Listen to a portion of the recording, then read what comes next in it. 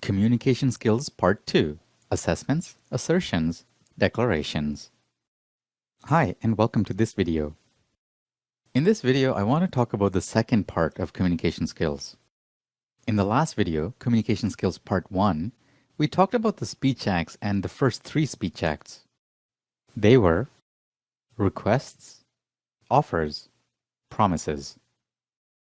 And so in this video, I want to talk about the second half of the speech acts.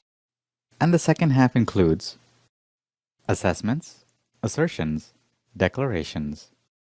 Do you remember I said that most of our interactions with other people involved requests, offers, and promises? With this second set of speech acts, we enhance and add detail to our interpersonal communication with others. Assessments are typically what we would consider opinions, ideas, thoughts, and judgments. When we use assessments, what we're doing is describing the way we see, interpret, and perceive the world around us. Assessments are used by each of us to make sense of the world around us. When we share our opinions with others through conversation, what we're doing is sharing our particular worldview. This doesn't necessarily indicate that it's a true worldview or a correct worldview. It just indicates a preference. Assertions, on the other hand, are what we would consider facts, data, details, reality.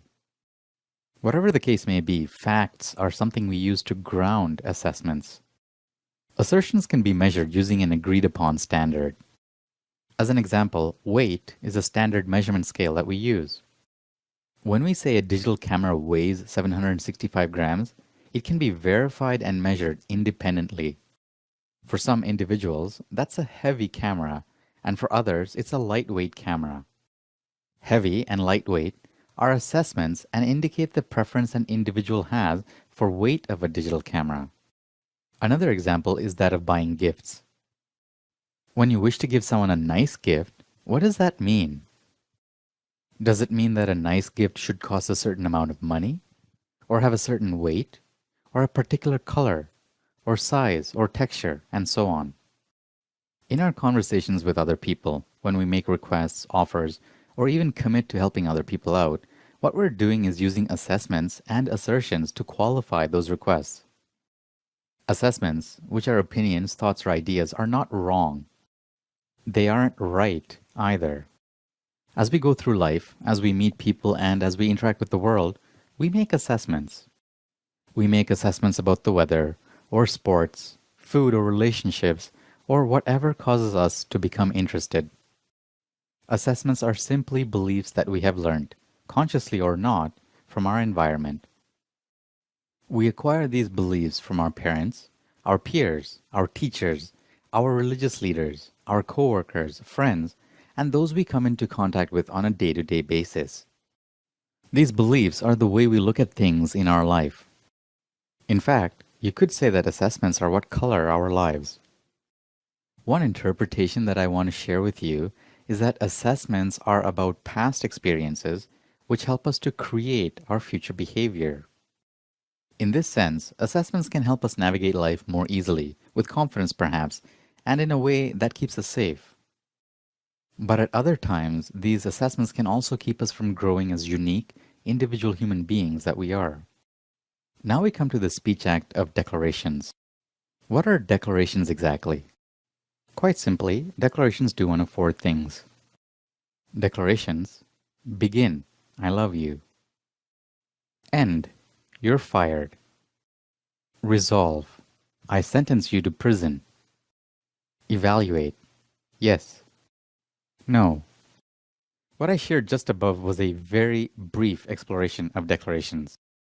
In my opinion, each of the speech acts itself constitutes a significant period of study, practice, and understanding. Declarations are either valid or invalid, depending on the authority we have to make them. If you are a judge, then you can sentence someone to prison and have that enforced. If, however, you aren't a judge, the ability and authority you have to send someone to prison is non-existent. In our personal lives, we make many declarations about our preferences, likes and dislikes, about a variety of domains in our lives.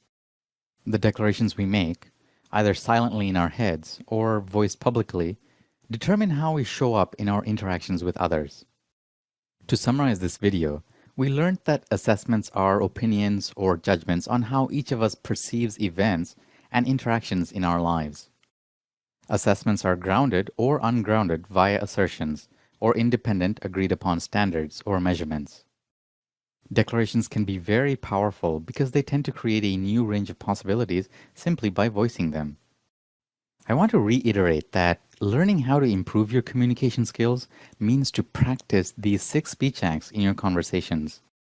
One declaration that can serve you in your learning is to declare yourself a learner or beginner in the art and skill of communication. How well you're able to make declarations, assessments, and assertions determine your level of competency and mastery of your communication skills. I hope this video has been helpful to you, and if you have any questions or comments, please share them below. Don't forget to subscribe to my YouTube channel, and I'll see you in the next video. Take care of yourself and have a beautiful day.